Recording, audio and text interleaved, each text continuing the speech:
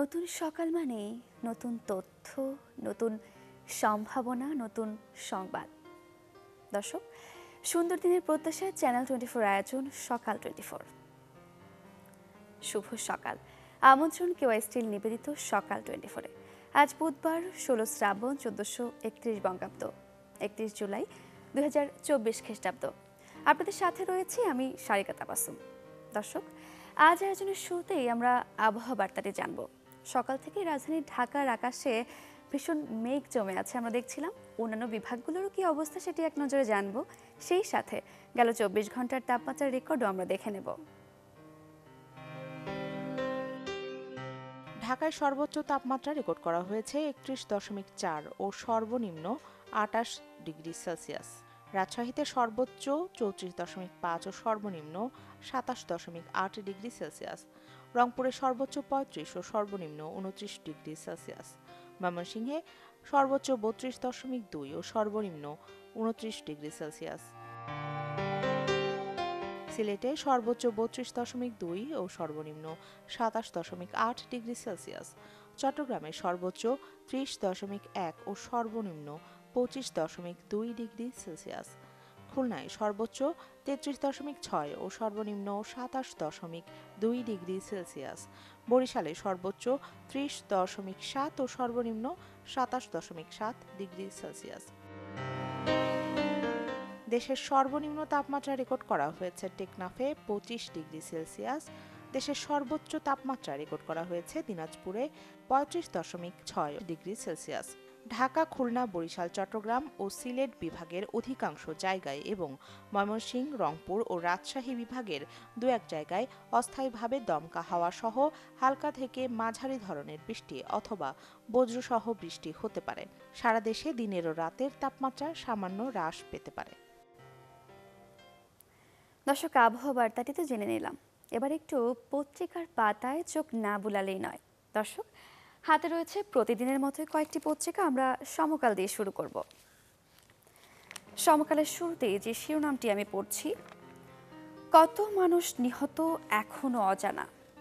কোটা সংস্কার আন্দোলন, নিহতের সংখ্যা সরকারি হিসেবে 150, শিক্ষার্থীরা বলছেন 266।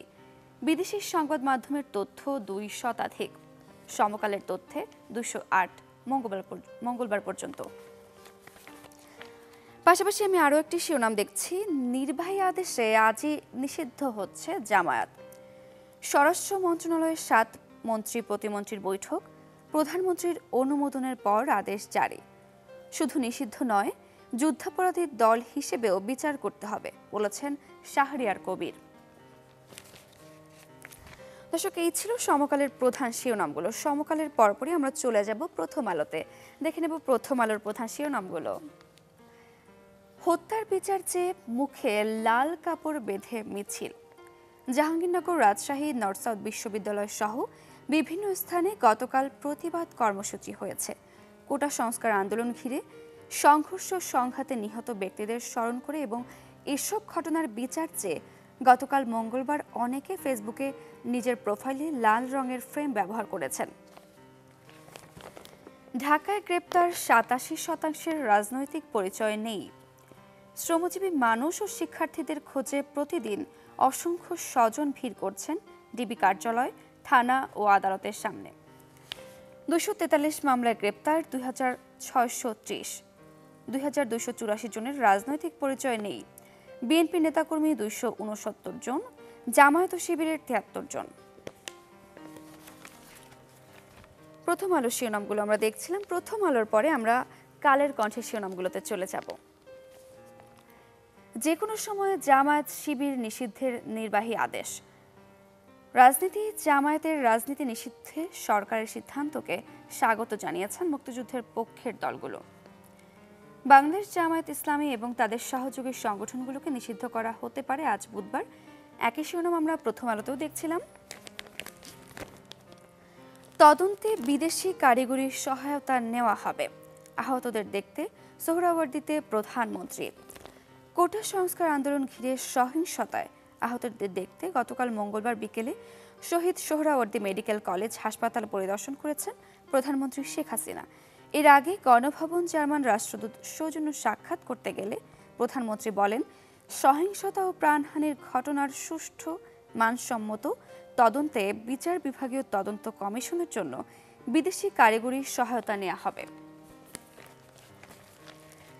দেশে বিদেশে শ্রমিকদের উস্কানি দেওয়া হচ্ছে। বিএনপি নেতা গিয়াস কাদের চৌধুরীকে দুবাই থেকে ফেরত আনার উদ্যোগ। নিরাপরাধ ব্যক্তিকে গ্রেপ্তার করা হচ্ছে না। শিক্ষা প্রতিষ্ঠান খোলা হবে ধাপে ধাপে, জানালেন শিক্ষামন্ত্রী।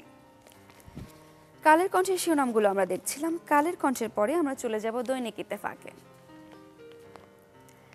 কোটা সংস্কার আন্দোলন ১৬ থেকে ২১ জুলাই পর্যন্ত সহিংসতা মৃত্যুর তদন্ত করবে বিচার বিভাগীয় কমিশন।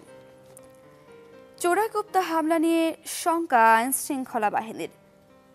মোহাম্মদপুরে আওয়ামী লীগ নেতাকে কুপিয়ে হত্যা। বিক্ষোভে উত্তাল ভেনেজুয়েলা। ভেনেজুয়েলায় প্রেসিডেন্ট নির্বাচনের ফল প্রত্যাখ্যান করে রাস্তায় নেমে এসেছে বিক্ষোভকারীরা। তারা পথে পথে সহিংস বিক্ষোভ করেছে। বিক্ষোভকারীরা ব্যাপক অগ্নিসংযোগ ও ভাঙচুর করেছে। ৬ সমন্বয়কে ২৪ ঘন্টার মধ্যে মুক্তির আলটিমেটাল বিক্ষুব্ধ নাগরিক সমাজের। দর্শক, এই ছিল দৈনিক ইত্তেফাকের প্রধান শিরোনামগুলো। সবশেষে আমরা বণিক বার্তার শিরোনামগুলো দেখব। বাংলাদেশের ঋণমান অবনমন করেছে S&P গ্লোবাল। বাংলাদেশের সভরেন ক্রেডিট রেটিং অবনমন করেছে আন্তর্জাতিক ঋণমান নির্ধারণকারী প্রতিষ্ঠান S&P গ্লোবাল। প্রতিষ্ঠানটির নিরীক্ষা এতদিনে দীর্ঘমেয়াদে বাংলাদেশের সার্বভৌম ক্রেডিট রেটিং ছিল BB-,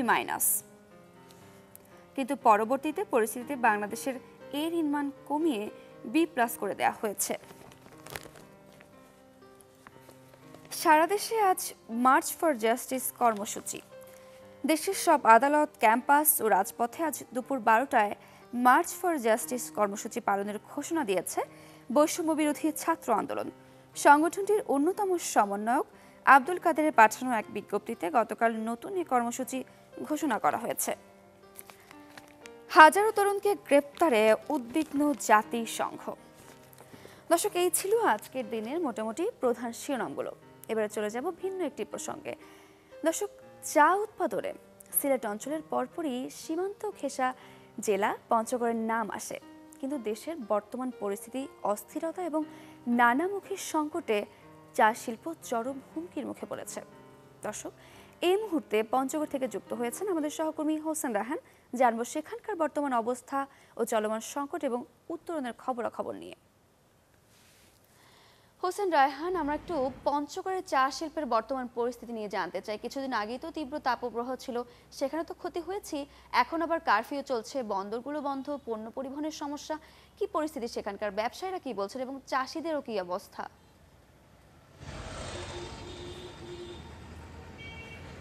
সারিকা, পঞ্চগড় জেলার মানুষের পক্ষ থেকে আপনার জন্য রইল শুভকামনা। আপনি জানেন সারিকা, যে দেশে অব্যাহত যে সংকট চলছে কোটা আন্দোলনকে ঘিরে, সেই আন্দোলনের মুখে তোপে পড়েছে পঞ্চগড় জেলার কৃষি অর্থনীতি। আপনাকে বলে রাখি যে বাংলাদেশের সর্বোত্তর জেলা পঞ্চগড়, এই অঞ্চলটি আসলে কৃষি অর্থনীতিতে একটা বড় ধরনের ভূমিকা পালন করছে। বিশেষ করে অর্থকরী ফসলের পাশাপাশি এখানে উৎপাদন হয় বিভিন্ন রকম শাকসবজি এবং চীনাবাদাম থেকে শুরু করে আরও অন্যান্য ফসল। ইতিমধ্যে দেশের অর্থনীতিতে মারাত্মকভাবে যোগ হয়েছে, সেটি হচ্ছে সমতলের চা। আপনি জানেন যে সারা বাংলাদেশের মধ্যে আমরা পঞ্চগড় জেলা এখন দ্বিতীয় চা অঞ্চলে রূপান্তরিত হয়েছে। এই অঞ্চলের উৎপাদিত চা দেশের অর্থনীতিতে, কৃষি অর্থনীতিতে একটা বড় ধরনের ভূমিকা পালন করছে। ইতিমধ্যে চায়ের যে অঞ্চল সেটি ধাবিত হচ্ছে, প্রতি বছর চার পরিসর বাড়ছে এবং এখানকার উৎপাদিত চা আন্তর্জাতিক বাজারে এবং দেশীয় বাজারে একটি ভালো জায়গা তৈরি করে নিয়েছে এবং এটি কিন্তু এখন অব্যাহত রয়েছে। কিন্তু হঠাৎ করে সাম্প্রতিক কালে যে দেশের যে অস্থিতিশীল পরিস্থিতি, এই পরিস্থিতির কারণে কিন্তু আসলে এই উৎপাদনমুখী যে অবস্থা চায়ের, সেটি কিন্তু আসলে কিছুটা হুমকির সম্মুখীন হয়েছে। বিশেষ করে সংকটকালীন সময়ে এখানে শ্রমিক সংগঠন ছিল, সংকট ছিল, কারখানা চলেনি, চায়ের যে পরিচর্যা সেটি মানুষ করতে পারেনি। আনুষঙ্গিক চায়ের যে বাজার ছিল, যেটি অকশন মার্কেট, সেটি ঠিকমতো হতে পারেনি। ফলে একটা এই দীর্ঘ 15 দিনে কিন্তু একটা সংকট তৈরি হয়েছে এবং এটি কাটিয়ে ওঠার জন্য কর্তৃপক্ষ চেষ্টা করছে। বিশেষ করে টি বোর্ড ইতিমধ্যে তারা চাষিদের সঙ্গে কথা বলেছে এবং এটি সংকট কাটিয়ে ওঠার জন্য যা যা করার দরকার তারা চাষিদের নিয়ে তা কাজ করছে।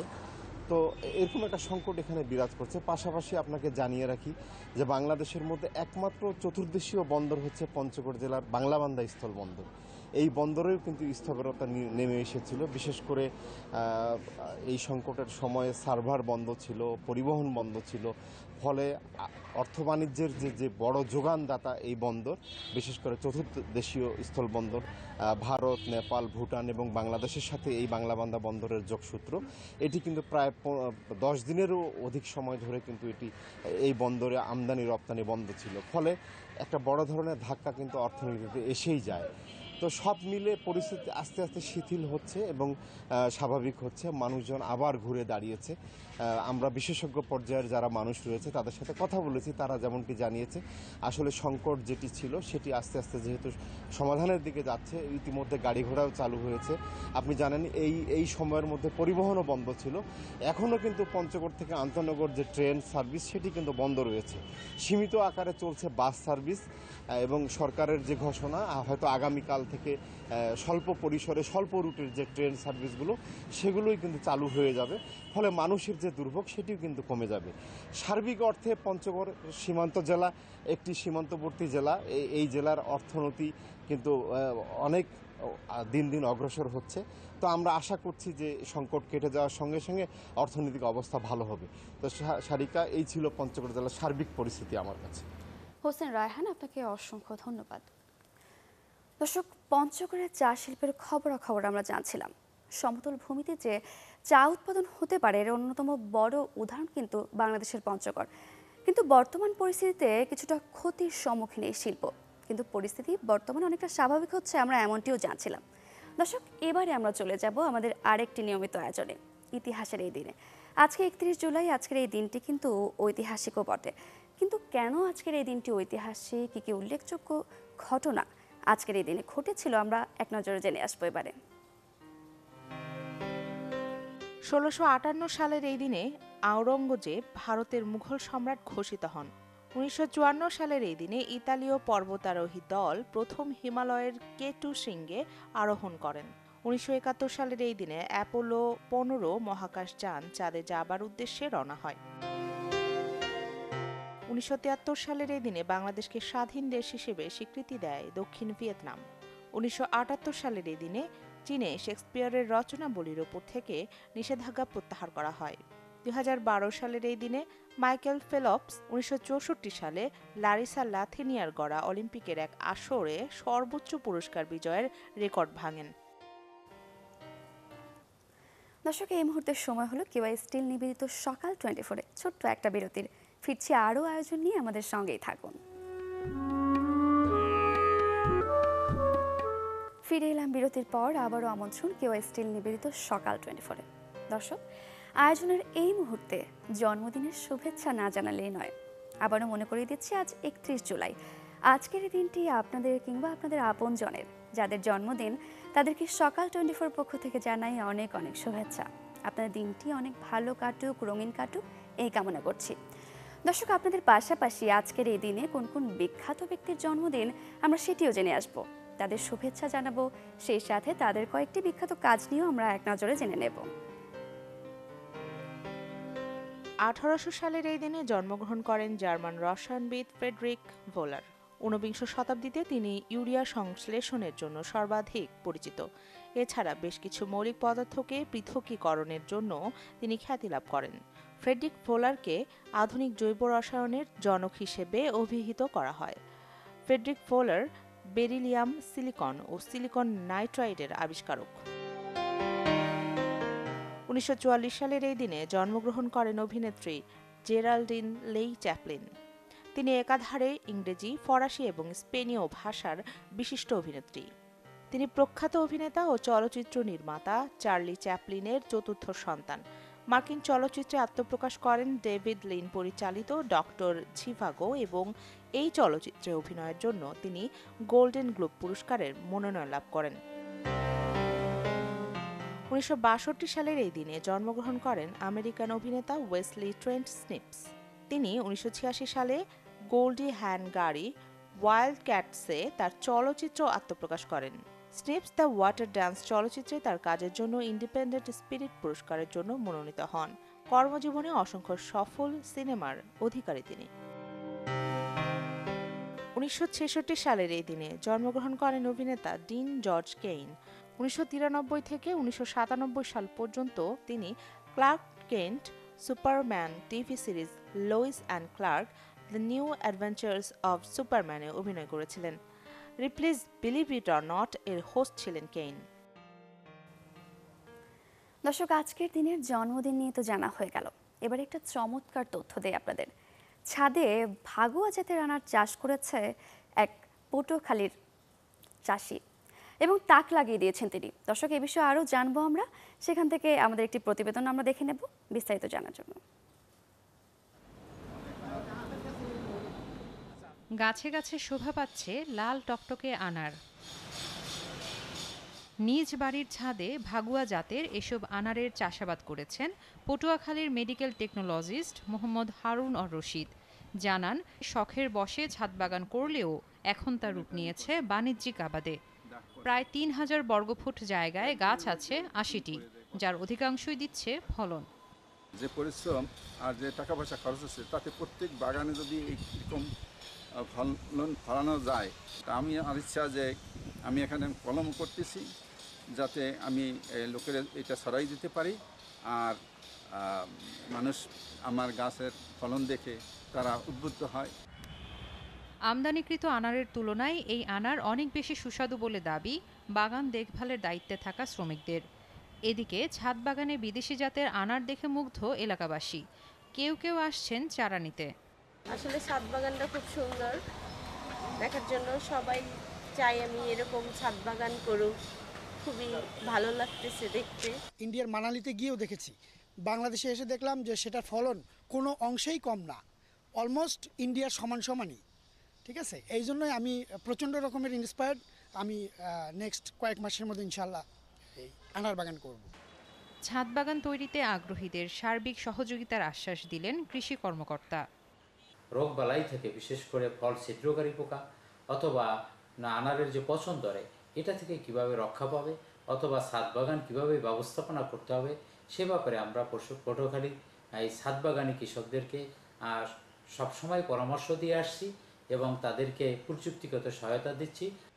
ছাদে বাগান করার কারণে একদিকে যেমন রক্ষা হবে পরিবেশের ভারসাম্য, অন্যদিকে আর্থিকভাবে লাভবান হবেন উদ্যোক্তারা, দাবি সংশ্লিষ্টদের। Desk report, channel 24।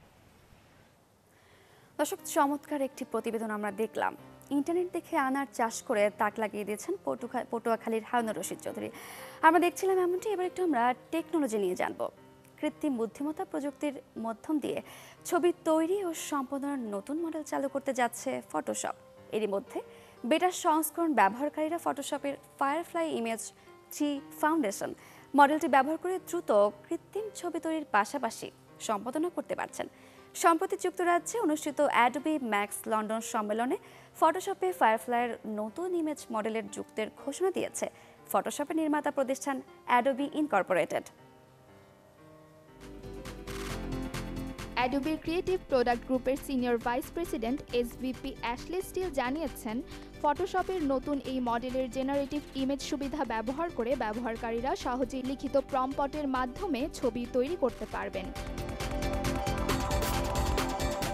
হালনাগাদ প্রযুক্তির জেনারেটিভ ফিল টুলের মাধ্যমে ব্যবহারকারীরা ছবি যোগ করার পাশাপাশি ছবির নির্দিষ্ট অংশ পরিবর্তনও করতে পারবেন।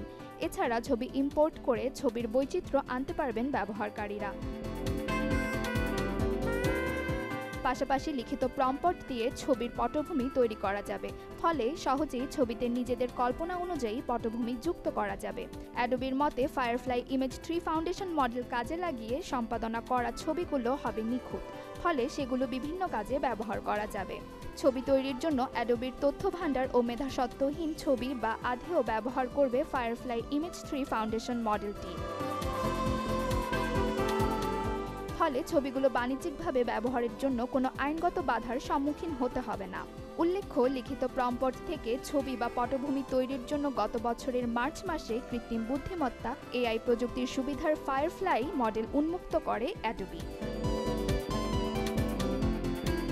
উল্লেখ্য, লিখিত প্রম্পট থেকে ছবি বা পটভূমি তৈরি করার জন্য গত বছরের মার্চ মাসে কৃত্রিম বুদ্ধিমত্তা AI প্রযুক্তির সুবিধার ফায়ারফ্লাই মডেল উন্মুক্ত করে অ্যাডোবি।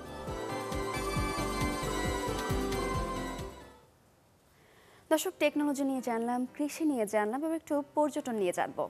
অতিরিক্ত পর্যটকের চাপে ধ্বংসের দ্বারপ্রান্তে গ্রিসের বিখ্যাত দ্বীপ সান্তোরিনি। স্থানীয় বাসিন্দাদের দাবি, অপরিকল্পিত পর্যটনের কারণে দ্বীপটির প্রাকৃতিক সৌন্দর্য ধ্বংসের পাশাপাশি ক্ষতিগ্রস্ত হচ্ছে তাদের জীবনযাত্রা।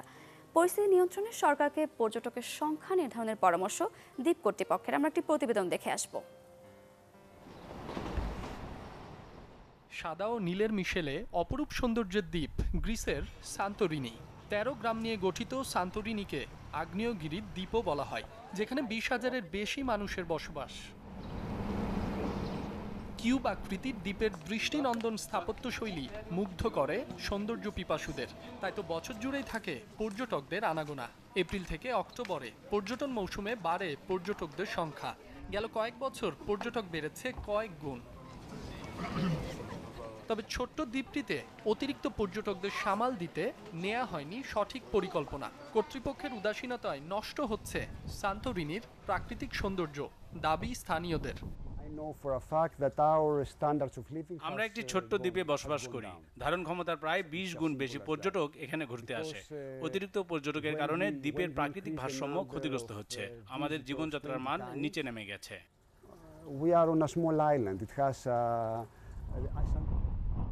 দ্বীপের প্রাকৃতিক ভারসাম্য বজায় রাখতে দৈনিক পর্যটক আসার সংখ্যা কমাতে সরকারের প্রতি আহ্বান কর্তৃপক্ষের। দ্বীপকে ভালো রাখতে আমরা সরকারের কাছে দৈনিক পর্যটকের সংখ্যা 17,000 থেকে 8,000 করার প্রস্তাব রেখেছি। তবে পর্যটকরা না আসলেও বিপদ, উপার্জনের হার কমে যাবে। সব দিক বিবেচনায় রেখেই সিদ্ধান্ত নেওয়া উচিত। গ্রিসের পর্যটন খাতে সান্তোরিনি দ্বীপ খুবই গুরুত্বপূর্ণ। চলতি বছরের প্রথম 5 মাসে এই দ্বীপ থেকে দেশটির পর্যটন আয় বেড়েছে 16%। গেল বছর এখানে ঘুরতে আসেন 34 লাখ বিদেশি পর্যটক। চলতি বছর এই সংখ্যা ছাড়িয়ে যেতে পারে বলছেন সংশ্লিষ্টরা। মাসুম রাব্বি, চ্যানেল 24। দর্শক, তবে এই ছিল কেওয়াই স্টিল নিবেদিত সকাল 24 আজকের আয়োজনে। দেখা হবে নতুন দিনে নতুন সব তথ্য আর আয়োজন নিয়ে। সেই পর্যন্ত ভালো থাকুন, সুস্থ থাকুন, চ্যানেল 24 এর সাথেই থাকুন। সবাইকে আরও একবার শুভ সকাল।